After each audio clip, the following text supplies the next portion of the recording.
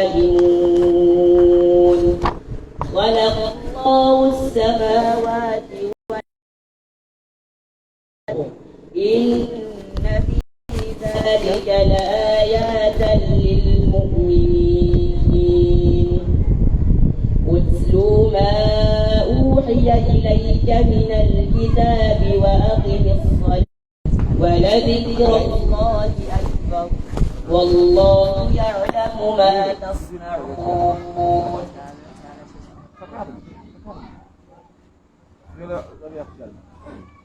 Undog ko po sa ilan. Tumundog ko po sa ilan.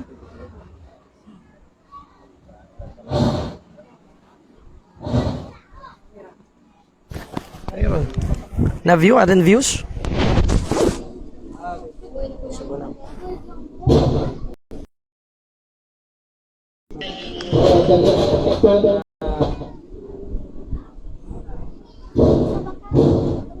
Ginagamiton na tundugan tanong sa tanong tundugan na manasok ka welcome address na dasara ka makingay sa niya na yata ginaganggama ka kasar sa kanan makingay ka na welcome address ka ng mga bisita tanong niya.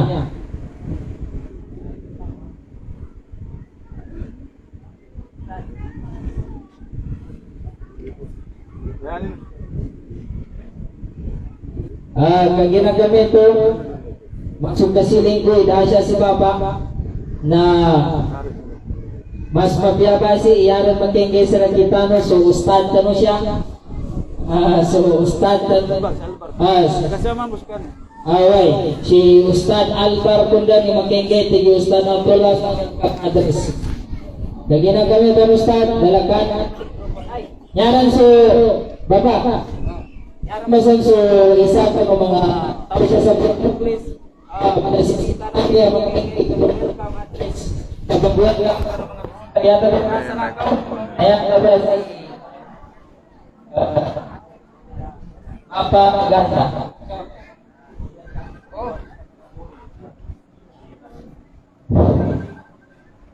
Bismillahirrahmanirrahim. Waqaftu ala hadratikum hayra abai wal ikhwan para akdiru awsiyakum.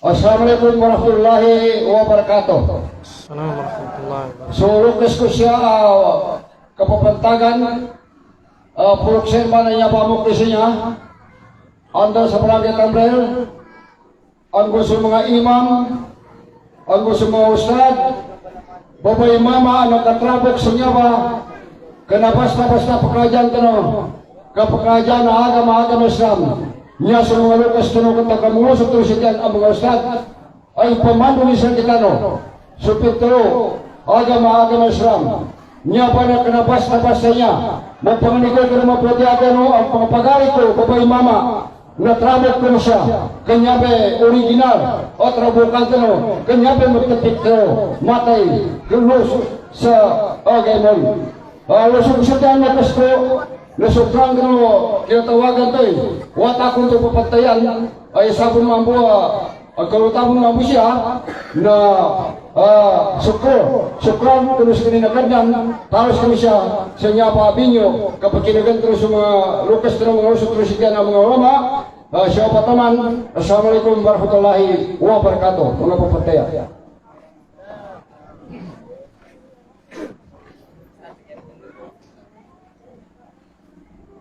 Syukran sa lagababa karolakaan to abidya aming kapya na kaginagamit ito na makin tanutundugan yang magkatundugan magkabidyala siya na yatabihan na dasara ko na yatabihan na si Ustad ko naman si Ustad Abdullah nyasa.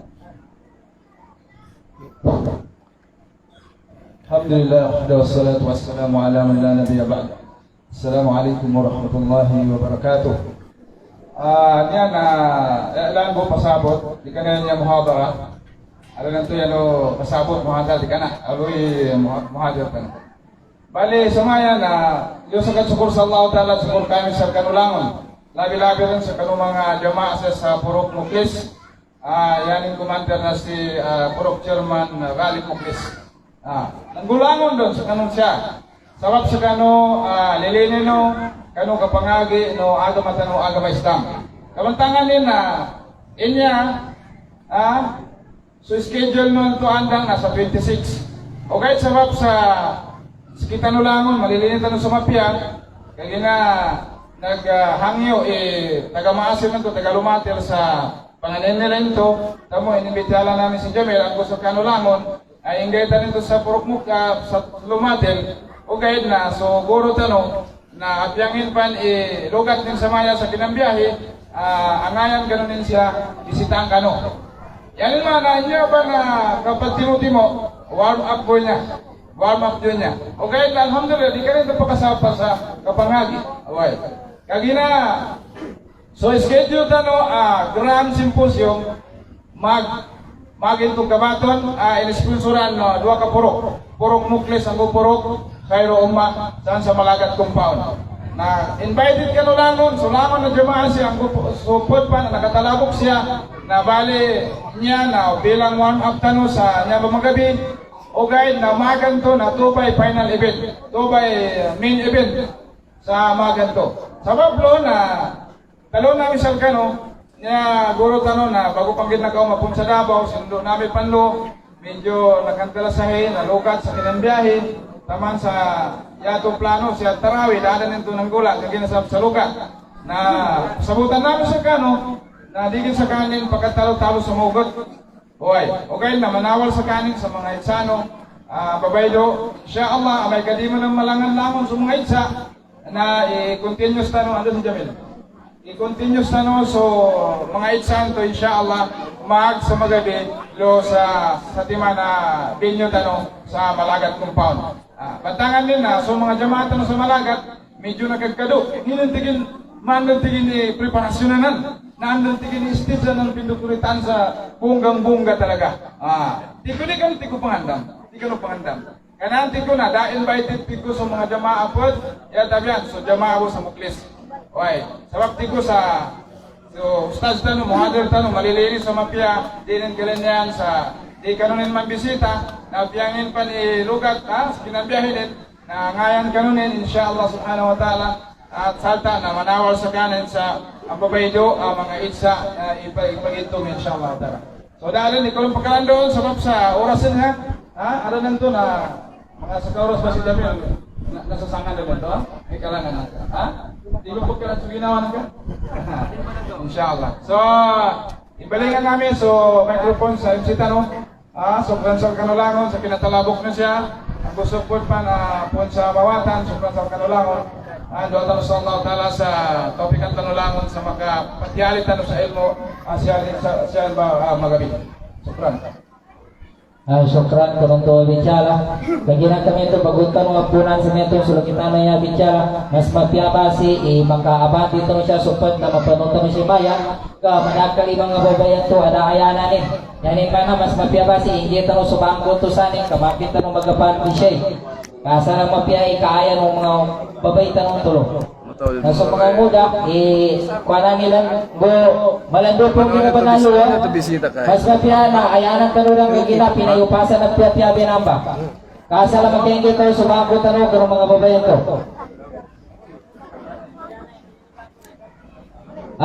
Kunan tanong dan, bagabanti tayo sa pedo-pedo, asal magkampun tanong. Mga muda, kami sa bangko to. Kagiran kami ito na makin tanong tumbugan sa kita programa asal magkapunta no. At yung indaniyanin talaga ni kakampot na niya oras na niya importante na niya ba apurok na ipele ni inipele tanong sabot-sabot nason kinagdasaslano niya ba apakaradyan. Kagiran kami ito na makin tayo patalo muna tumundog sa niya na magkaingay sa muhadara al-Islamiyya na nasa rakaw na yatabi na sa Ustad tanong mana si Sheikh Abdurrahman Kadiraw. Kamera auto. أعوذ بالله أجمعين. اللهم أرنا الحق حقا وارزقنا اتباعه وأرنا الباطل باطلا وارزقنا اجتنابه إنك أنت السميع المجيب. أما بعد, السلام عليكم ورحمة الله وبركاته. Mga minamahal ni Allah subhanahu wa ta'ala, mga lusod namin sa tiyan, mga kapatid namin sa pananampalatayang Islam, narito tayo sa ika-23 ng ating qiyam sa mga gabi na ito ng Ramadan.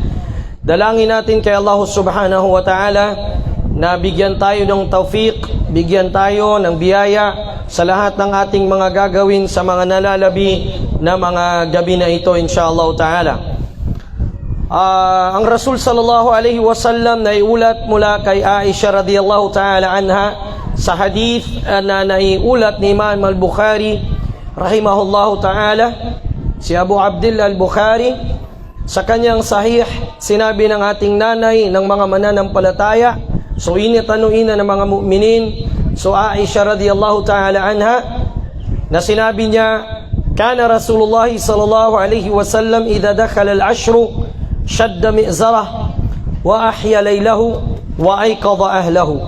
Ang Rasul sallallahu alaihi wasallam, nakaugalian niya na kapag dumatal na o pumasok na ang huling 10 gabi ng Ramadan, kanyang hinigpit. Sinabi ni Imam al-Bukhari o ni Imam Ibn Hajar al-Asqalani sa Fathul Bari, kanyang sinabi na ang ibig sabihin nito ang ibig sabihin nito ay walang iba kundi i'tizaluhu minan nisa, ay yung kanyang Ramadanat tula hayatihi. Ang propeta sallallahu alaihi wasallam sa hadith na muttafaqun alaihi, ayon kay Anas ibn Malik, nag-ayuno siya ng 9 na Ramadanat lang sa tanang buhay niya. Wa kana ya'takifu fi al-ashr al-awakhir. Sa bawat pagdating ng Ramadan, nag-i'tikaf siya sa huling 10 gabi ng Ramadan. Kaya sabi ng jumhurul ulama, pinaka-afdal na klase at akmal na tinatawag na pag-i'tikaf ay magsisimula sa Maghrib ng ika-21st na gabi ng Ramadan at matatapos sa Laylatul Eid, pag magtatakbir ng mga tao. Idan, ang Rasul sallallahu alaihi wasallam nang sinabing kanyang hinihigpitan ng kanyang sinturon, ibig sabihin noon, lumalayo muna siya sa mga asawa niya kahit halal pa sa gabi ng Ramadan dahil nag-i'tikaf siya. Dahil isa sa mga walang bisa sa i'tikaf ay ang pagjima o pagsiping sa asawa kahit sa gabi ng Ramadan, makakakat sa bisa ng i'tikaf. Qala Allah jallat qudratuh, wala tubashiruhunna wa antum aakifuna fil masajid.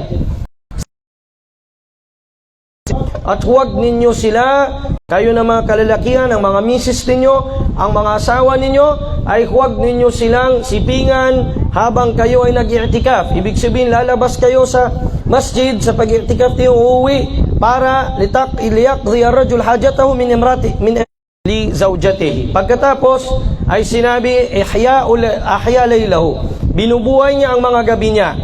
Sinabi ng ating mga ulama, sinabi ni Imam Nawawi rahimahullah at iba pa sa kanya, si Ibn Taymiyyah, Sheikh Abdul Aziz bin Baz, ahya laylahu ay yuhyi laylahu bis sadaqat was salah wa dhikr wa ghayruha min wujuhil khair. Binubuhay niya ang gabi na yon sa pagsasadaka, sa paggawa ng kabutihan, sa lahat ng klase ng kabutihan. Pag sinabi natin lahat ng klase ng kabutihan, papasok sa mga gabing iyon ang makaya ng Bani Adam at ma'kul na makayang gawin ng Bani Adam. Siya ay magbibigay ng sadaka, siya ay magsasalam sa kanyang mga kapatid sa Islam, kanyang aayusin, magsisilatul rahim, yung ugnayan ng kamag-anak, aayusin niya, magtuturo siya ng ilm, kagaya ng ating ginagawa ngayon, kasama sa wujuhul khairiyan. Pagkatapos, wa ayqadha ahlahu, ginigising niya ang mga pamilya niya para sa intihazan o iltimasan wa taharriyan li Lailatul Qadr, sa kanyang pagtahari o pagsamantala na maabutan niya sa gabing iyon ang Lailatul Qadr. Kaya mabigyan ko lang ng linaw, mayroong bago lang nagpalabas ng fatwa na sinabi niya sa fatwa niya na bid'a daw ang magsimposium ng last 10 days sa gabi ng last 10 nights ng Ramadan, dahil daw kagaya daw ito ng Quran reading competition. Ang masasabi natin sa kanya, Qul hatu burhanakum in kuntum sadiqin. Ibigay mo ang dalil mo kung ikaw ay tapat kay Allah Ta'ala at tapat kang nagsasalita ng kabutihan. Ang narinig ko dumating sa akin sa kanyang khutbah daw na iyon ay sinabi niya pa na ang tinatawag daw kaya daw ito sinasabing bid'a ang pagsimposium sa huling mga gabi ng Ramadan dahil daw mayroong tinatawag na fatwa mula kay Sheikhul Islam Ibn Taymiyyah rahimahullah at kay Sheikh Abdul Aziz Ibn Abdullah Ibn Baz rahimahumullah ta'ala. Kahit hanapin natin sa mga fatwa ni Sheikh Abdul Aziz bin Baz tungkol sa Laylatul Qadr, wala tayong mahahanap 101%. Ang mahahanap natin doon ay ang bid'a ng pag-ihtifal kapag sakaw-sakaw, pag-celebrate sa Laylatul Qadr. Yan ang bid'a na tinatawag. At pag-symposium sa gabi nun. Kasi may mga taong tinaksis nila ang Laylatul Qadr sa ika-27 ng Ramadan at ginagawa nila ng malaking kanduli, malaking celebration. Celebration, yun ang bid'a, yun ang tinabdi ni Sheikh Abdul Aziz bin Baz. At hindi itong pagtuturo at pagsisimposium sa mga huling gabi ng Ramadan sa last 10 nights. Wala tayong mababasa na ganun. Bagkos sa kanya din nagmula. Ang binasa ko kanina na paliwanag, pagkabutihang gawa, malawak yan. Malawak. Hindi lang ang sinabing kabutihang gawa. Kahit kung kaya mo pang mag-jihad sa gabi na yan, igawin mo ang pag-jihad. Lahat ng kabutihang gawa. Pati ang, kung hindi siya nag-i'tikaf, or nakatyang i'tikaf niya, pati yung pagsadaka niya sa asawa niya, sa kanilang higaan, sa gabi na yan ng Laylatul Qadr, kabilang yan sa mga pagbubuhay ng gabi. Ha? Kasi wujuhil khair, mutlak, hindi tinakid. Mga kapatid sa Islam, maiksi lang ito kasi bukas pa naman ang final natin dito sa Malagat, inshallah. At yung huli sa Lumatil. Na mag-ingat tayo magtabdi sa mga bagay na hindi malinaw ang batayan. Bakit bid'ah? Baka kasi mamaya matabdi natin ang isang kabutihan ang nasa sunnah. At matasnin natin o matawag nating sunnah ang bid'ah naman. Kaya kailangan talaga ng tama na pag-aaral. Ala fahmi salafina salih. Pag sinabing ala fahmi salafina salih, kapaham ng mga salafus salih, hindi yung sariling paham mo. Kasi baka ikaw ang magbasa na hindi tama yung pagbabasa mo.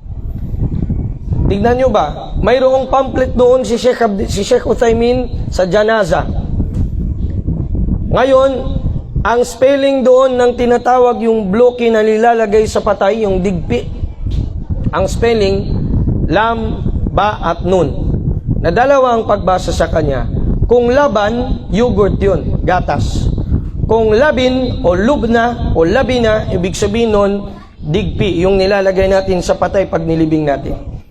Ngayon, ang tanong, ang kwento doon, mayroong isang ustad sa Pilipinas, na ang pagbasa niya doon, laban.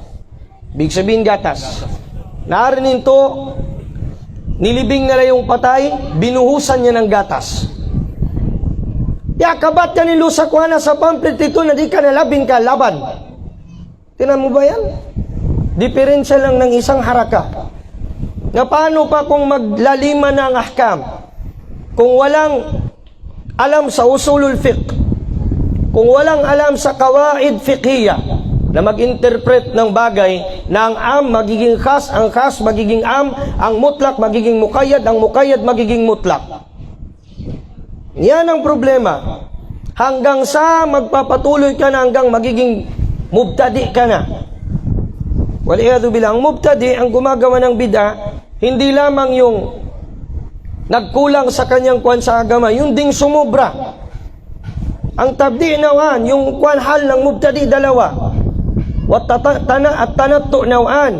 Ang tanattu o tatarruf sa din, dalawa. Yung tinatawag na tashaddud as-shani' wat tasahul al-mutahawil. Yung pinaka sobrang luwag at yung isa naman sobrang higpit.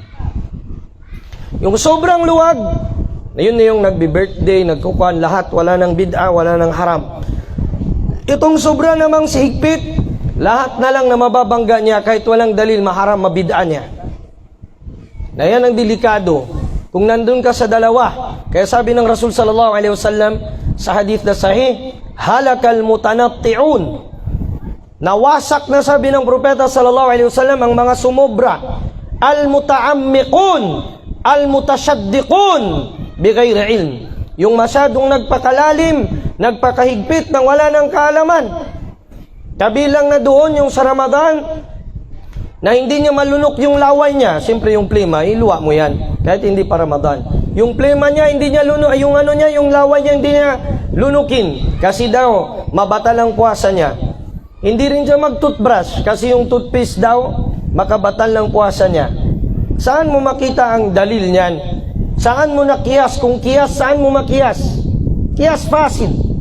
Ganyan din ang paniniwala nitong nagsasabi na bid'a ang simposyum sa gabi ng Ramadan. Sabi ng ating mga ulama, in kana mudda'iyan faddalil. Kung nagkiklaim siya na yan ay bid'a, yan ay haram, dalil. Hindi pwedeng mag-invento tayo. So okay, in-address mo kay Ibn Taymiyyah, in-address mo kay Ibn Baz. Ano ang dinalil ni Ibn Baz? Ano ang dinalil ni Ibn Taymiyyah? Sinabi ni Imam Abu Hanifa rahimahullah tabaraka wa ta'ala sa kanya, sa kitab ng mga Hanafi na binanggit ni Imam al-Haskafi sa Durrul Manthur, sinabi niya, yahrumu ala man ya'khudha ra'yana an la ya'rif min ayna akhadnahu. Yahrum, haram, mamnu', man'an batan. Bawal na kunin ng sino man ang opinyon namin na hindi niya alam kung saan namin kinuha. Kasi pinulot ko lang kay Bin Baz. Pwede ba yun? Ha? Pinulot ko lang kay Bin Baz. Si Sheikh Abdul Aziz Bin Baz, meron siyang binibigay na dalil bago siya magpalabas. Pagsalita sa ng kuwan, may dalil muna, ito muna At pinakamalaking kasalanan kay Allah Ta'ala ang maggumawa ng iftira o pag-imbento sa din. وَمَنْ أَظْلَمُ مِمَّنْ اِفْتَرَى عَلَى اللَّهِ الْكَذِبَ وَهُوَ يُدْعَى إِلَى الْإِسْلَامِ. Sinabi ni Allah Ta'ala, at ano pa ba ang higit na tinatawag na malaking panluloko kaysa sa mag-imbento laban kay Allah Ta'ala ng kasinungalingan. Hindi naman tinabdi, walang bid'a, hindi siya binid'a ng kitab, ng hadith, ni kapiranggot na sinabi ng mga salafus salih, kundi sariling faham mo lang. Ayan ang problema. Kaya sinabi ni Abdullah ibn Mas'ud radiyallahu ta'ala anhu, sinabi niya, kun aliman aw muta'alliman aw mustami'an fala takun rabi'an fatuhlak, ay mubtadi'an. Sinabi niya, maging alim ka, maalam ka sa Islam, sa kitab at sa sunnah, sa faham ng mga salafus salih. Importante. Kung hindi ka magiging alim, maging muta'allim, mag-aaral ka sa isang alim. Kung hindi naman mustami', tagapakinig ka, huwag ka lang maging ikaapat. Ano yung ikaapat? Mubtadi. Dahil ang mubtadi, mag-invento na ng sarili niya. Hindi na siya maniniwala sa, hindi na maging alim, hindi na maging estudyante ng alim, hindi na makikinig sa mga ulama o rabbaniyun. Hindi rin basta-basta na sabihin nating makinig na sa mga ulama, piyangin pa ng mga ulama. Tingnan nyo sa Facebook ngayon, mayroong parang mukhang satanista. Napanood nyo yun? Yung nag-viral? Malaki masyado yung kanyang surban na itim. Tapos yung quad, tapos medyo basang make-up dito. Akala ko rock and roll. Uy, mana rock and roll, mana rockers. Nga pag-explain ni sa mga tao na ijtihad kun. Panuntigin ni kuwan ng mga ulama sa ijtihad. Ugad na Shia. Binagtuan pan si kanina, hujjatullah. Di ka na hujjatullah, ka hujjatus syaitan. Masla na babuyin to. Huwag tayong matakot. Bismo si Ibnul Qayyim nagsabi, rahimahullah tabaraka wa ta'ala, na ang mukha ng mga ulama ng Shia, wala kang mapapansin mo sa kanila na parang mayroong mga dugo ng baboy yung mga mukha nila. Bakit hindi mo malait? Bakit hindi ba pwedeng sabihin mo na mukhang mga baboy itong mga ulama ng Shia? na araw-gabi naglala na sinusumpa nila ang mga sahaba at ang mga asawa ng Rasulullah sallallahu alaihi wasallam? Hindi ka pa magsabi sa kanila na yung mga ulama nila na yan ay walang mga kwad na yan? Na-i-expose ng sekretary ni Khomeini, ni Ayatollah Khomeini, Ayatul Shaitan Khomeini. Bago namatay, tinamaan siya ng malaking sakit, kolera. Alam niyo yung nangyari sa kanya? Yung tae niya lumalabas sa bibig niya. Binusong na Allah Ta'ala, minurkan na Allah Ta'ala sa Ayatul Shaitan. Kaya kung may mga Shia, pag nababanggit natin ito, magagalit sila. Alhamdulillah, magalit na kayo. Qul mutu bighaydikum, mamatay kayo sa inyong inggit sa Ahlus Sunnah wal Jamaah. May payag din sila, may payapat din sila sa Facebook sa guna. Endokan, bakit? Nandyan sila ngayon. Kasi kulang ang mga ulama ng mga naninindigan sa katotohanan. Puro pabibi tayo. Puro paganda-ganda ng salita. Puro papaburan ng mga tao. Hindi yan ang katotohanan. Sinabi ni Sheikh Uthaymin rahimahullah ta'ala, al-ulama'u thalatha. Ang mga ulama ay tatlo. Ulama'u sulta, wa ulama'u nas, wa ulama'u milla. Tatlo ikang klase ng mga ulama. Ulama, una, ng mga pinuno. Kung ano ang gusto ng pinuno, yun ang gawin niyang fatwa. Kung sabihin ng pinuno na okay nang makasal ang mga babae sa babae at lalaki sa babae, o ikasal ang babae sa buwaya, pwede. Nasabihin niya, okay din, halal din inan. Na ulama o sulta. Ulama o sulta. Sinabi ni Ali radiyallahu ta'ala anhu, idha ra'ayta al-ulama fi abwabil umara, faqul bi'sal ulama. Wa idha ra'ayta al-umara inda babil ulama, faqul ni'mal umara wa ni'mal ulama. Kapag nakita mo sa pintuan ng mga pinuno ang mga ulama, sabihin mo na pinagpala, ay ibig sabihin ay minurkan no Allah Ta'ala yung mga ulamaanan. Bakit sila sinumpa ni Allah Subhanahu wa Ta'ala? Kasi sigurado na sila yung may kailangan doon sa mga leader na yon, sa mga pinuno na yon, na kahit anong sabihin ng leader, paikot-ikutin sila. Yun ang explanation sa athar. Pangalawa, kung makita nyo naman ang mga umara, ang mga pinuno, sa pintuan ng mga ulama, ibig sabihin sila ang kukonsulta ng fatwa, sabihin mo pinagpala ni Allah ang mga ulama at pinagpala ang mga pinuno na yun. Na ngayon, hindi ganon. Sino ang nasa kapangyarihan? Meron siyang alim. Yung alim niyang mag-justify, dua ka pa, ustads. Dua ka pa na magkapyay eleksyon talwan niya. So pag-approve, so pag-selyo, so pagtatak na sualim. A'udhu billah. Akhwafu ma akhafu alaykum sa musnad ni Imam Ahmad, akhwafu ma akhafu alaykum min al-Masih ad-Dajjal o ala al-Masih ad-Dajjal al-a'immatil mudillin. Sabi ng sugo sallallahu alaihi wasallam, ang mas kinatatakot ko sa inyo kaysa sa kinatatakot ko na kayo'y malin lang ni Dajjal ay ang mga a'immah, mga pinuno, mga ulama na magliligaw sa inyo mula sa katotohanan, mula sa kitab at sa sunnah. Si Imam Ahmad ibn Hanbal rahimahullah, nang dahil sa panggigipit ng mga pinuno, si Imam Ahmad pumirma ang 70 alim, 70 alim para sabihin na ligaw, dhalun mudil si Imam Ahmad ibn Hanbal. Pero si Imam Ahmad ibn Hanbal kama rajul wa aqamahu Allah wa sara hujjatan ala man yukhalifuna al-Islam wa hujjatan liman yatamassakuna bid-din as-sahih. Si Imam Ahmad ibn Hanbal rahimahullah ta'ala, siya ay naging ebidensya laban sa mga sumasalungat sa tamang Islam na naayon sa kitab at sa sunnah, at siya naman ay naging kakampi at kariktan ng mga tinatawag na mga humahawak sa tamang Islam. Sa panahon na yon ng fitna, si Ja'far ibn Ma'mun nagpadala ng sulat na kinakailangan si Ahmad ibn Hanbal ikulong at siya ay latiguin hanggang siya ay magtauba sa pagsasabi na ang Quran ay kalam ni Allah.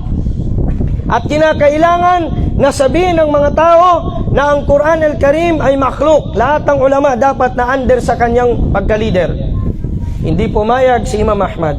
Tinanong siya ng mga kapwa ulama, sina Yahya ibn Ma'in. Sinabi sa kanya, Imam Ahmad, Aba Abdillah, Pwede ka naman ikang magtauriya. Mapakay gintigin na itiknikan ng kabo.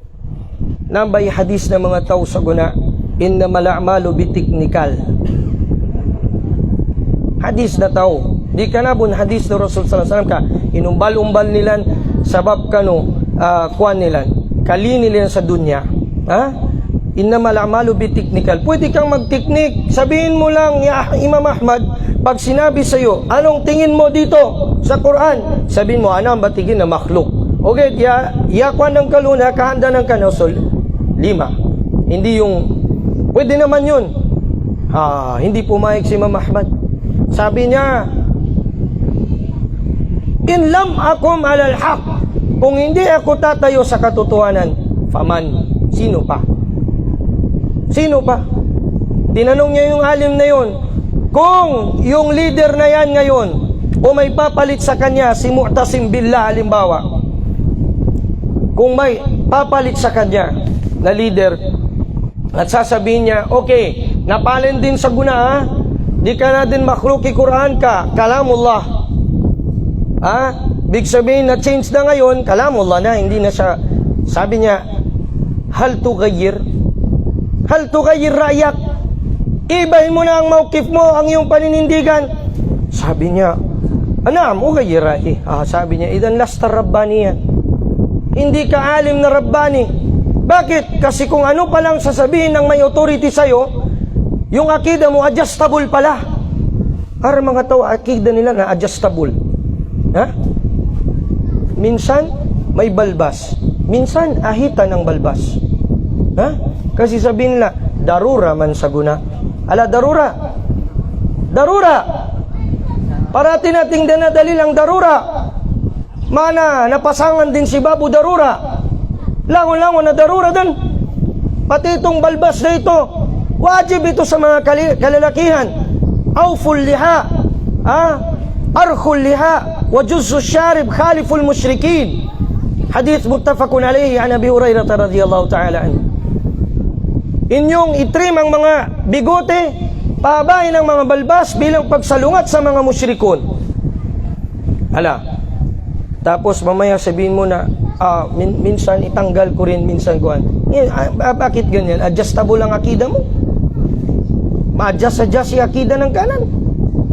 Ang akida natin, pag sinabing akida, kaulan wahidan, minal kitabi was sunnah. Doon tayo kukuha, minal kitab was sunnah at ijma. Doon ang pagkukuha natin ng akida. Kasi hindi pwedeng makuha ng akida ang kiyas. Sa fiqh, ma-apply ang kiyas.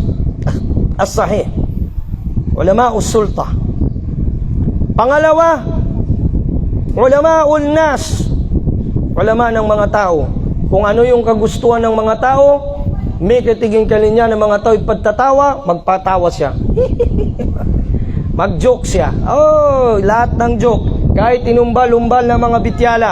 Darin luikan, pintalono Allah Ta'ala, parmano Allah Ta'ala, darin din pagkuha sa sabdano Rasul Sallallahu Alaihi Wasallam, da. Basta makapatawa lang siya ng tao at sasabihin ng tao, basta da kami nakatulog. Ang ininakuha nung sa simposyo mo, basta da kami nagkakuha sa pagtatawa. Tawag kami. Pagtawa mo kami. Tawa kami muna, Allahu Akbar. Mapya na muhadir. Pag ganyan inakuha kukuman kuha na daman. Minus man ni kukuman, marakili kisa. Sabi ng propeta sallallahu alaihi wasallam, sinabi ni Abdullah ibn Mas'ud radhiyallahu ta'ala anhu, antum, sabi niya, antum unas kathura fikum al-khutaba wa qalla fikum al-fuqaha fal ilmu khairun lakum min al-amal. Sinabi niya, ngayon ikasabi niya sa inyo, dumami na ang tagapagsalita.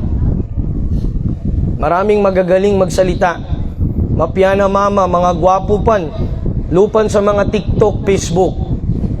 Magaling magpatawa. Pero wala naman yung fatwa niya nagiging patawa. Sunna. Dumadami sa inyo yung magagaling magsalita kahit buong gabi. Pero kumunti sa inyo ang mga fuqaha, ang mga ulama. Sa panahong ito, sabi ni Abdullah ibn Mas'ud, mas mainam ang ilm sa inyo kaysa sa... Samantala, ang mga tao ngayon, kailangan nila ng ilmo. Kailangan nilang maalam sa kanila. Dahil lalo na sa Ramadan, hindi sila lahat sila nag-attend ng mga ganito. Pag hindi Ramadan, nakaramihan sa mga tao, ayaw umattend ng seminar. Na kung hindi mo samantalahin ang fursa na ito, maging jahil ang mga tao. Babalik sa pagtululaway sa masjid. Ha? Yan lang ang resulta. Pangalawa, o pangatlo, ulamaul millah. Ito ang mga tunay na mga ulama ng relihiyon. Hindi sila kayang diktahan ng kahit sino mang tao. Kagaya ni Ahmad ibn Harb rahimahullah ta'ala, na sinabi niya, taraktu ridal khalq faqadirtu an natakallama bil haqq. Iniwan ko, sabi niya, ang kagustuhan ng mga tao, ng mga pinuno. Sasabihin sa iyo sikreto, Ustad, daka mong badalo sa nama, Ustad. Ha? Sinimulan ko ang pagkhutba noon. Noong kami ay bumibisita kay Mufti Shuaib noon, nagsimula kaming magkhutba sa isang maliit na masjid namin sa Davao. Tinatapik namin ng pagsishirk naming mga tausog doon sa mga bundok-bundok. Kinausap ako ng isang kamag-anak ko, akala ko pa inumin lang ako ng kape. Ang sabi sa akin, anak, huwag mo nang ikhutba ulit ang pagpatungkol sa pagpapagumot namin sa mga manggagamot dahil sa siningil kami ng mga ninuno natin sa mga bundok ng Tapul. Kasi talagang effective, totoo talaga. Kasi may gamot na nagpagamot kami sa Christian. Ang sabi niya sa tawas niya, Sir, demonyo gid sir ang nagkuhan sa imong anak. Sabi ko, sayang, sabi ko, nakaalis ka na sana sa isang kaso kasi nalaman mo na shirk. Ang problema, pumunta ka sa pangalawang kaso. Man atak arrafan aw kuhanan wa saddaka bima yaqul faqad kafara bima unzila ala Muhammadin sallallahu alaihi wasallam. Nasa sahihain ng hadith na ito. Ang pangalawang kaso mo, sabi ko, Uncle, ang nangyari sa iyo, lumapit ka sa mangkukulam at sa manghuhula at naniwala ka sa kanyang sinabi. Ang sabi ng Rasul sallallahu alaihi wasallam, nakapagkufur ka sa binaba na sharia kay Muhammad sallallahu alaihi wasallam. Sa sobrang galit niya, umalis na kami ng isang tiwin ko at sabi niya, kung magkukutba pa yan ulit, ulatahon ko na lang niya yan. Binasahon ko na. Nang sabi. Pero nagpatuloy pa rin tayo sa pagkukutba sa kan. Bakit? Dahil hindi tayo takot. Talib tayo. Estudyante tayo ng ilm at hindi tayo mga ulama. Paano pa kaya ang mga ulama ng haq? Ulama ng katotohanan. Ang ating buting mufti noon, rahmatullah alayh, umabot sa panahon na nagdadelikado ang buhay niya sa pagsasabi ng totoo. Ang alim na nasa kanyang katotohanan, kahit pa ang buong mundo ang makaaway niya, basta't hinawakan niya ang kitab at ang hadith, wala siyang katataputan. Kung kakampi mo ang Allah, sino ang kakalaban sa iyo? Sino ang may kakayanan? Kung mamamatay ka man, mamamatay ka sa landas ni Allah Ta'ala. Kung mabubuhay ka, ikaw ay binuhay ni Allah Subhanahu wa Ta'ala sa katotohanan. Maigi pang mamatay tayong kukunti ang kinakain. Wala ka masyadong kaibigan. Kaysa sa doon sa kabilang buhay, wala kang parte kahit kailan dahil ang katotohanan hindi mo hinawakan. Yan ang prinsipyo ni Ahmad ibn Hanbal, ni Ibn Taymiyyah, ni Imam Muhammad bin Abdul Wahhab. Lahat ng mga ulama ng ulama us-salaf, ulama ng Ahlus Sunnah wal Jamaa, yan ang kanilang tinayuan. Mga kapatid, yun lang ang maiksing masasabi ko sa inyo sa maiksing na muhadara na ito. Ibibigay ko na sa ating kapatid na magtatanong. Kung mayroon mga katanungan na kaya natin sagutin natin. Nandito rin mga ustad natin, si Ustad Muammar Fumfi, andito si Ustad Yaqub Shaybani Adam, andito din si Ustad Abdullah Alan, at ganun din si Ustad Albar Jaladil. Mga fresh graduates pa ito. Ako medyo old graduate na. Baka mamaya ay meron na akong makalimutan at meron na akong hindi alam na mas alam nila. وَمَا شَهِدْنَا إِلَّا بِمَا عَلِمْنَا وَمَا كُنَّا لِلْغَيْبِ حَافِظِينَ. Hindi tayo sasaksi, hindi tayo magsasagot, liban na lamang sa alam natin sa Quran at sa Sunnah, ayon sa faham ng mga salafus salih, at hindi natin alam ang ghaib. Mga kapatid, huwag niyong kalimutan, bukas ang main event natin, ha? Kasi baka mamaya, bukas, total, nag-attend na kami sa Mukhlis, hindi na kami mag-attend doon. Maganda ang topic natin bukas. Dala kayo ng notebook at ballpen kasi sa inyo ko palang ituturo. Sa inyo pa lang, kayo ang kauna-unahang estudyante nito. Ano ang title niya? Al-wala wal-bara bainal ghuluwi wal-jafa ala dhaw'il kitabi was sunnah. Yung al-wala wal-bara sa pagitan ng pagsusobra at yung pagkukulang, yung pagiging maluwag na naaayon sa kitab at sa sunnah ng Rasul sallallahu alaihi wasallam. Hindi ko na pabain, ibigay ko na ulit sa MC. Wa sallallahu wa sallim wa barik ala nabiyina Muhammad wa ala alihi wa sahbihi ajma'in.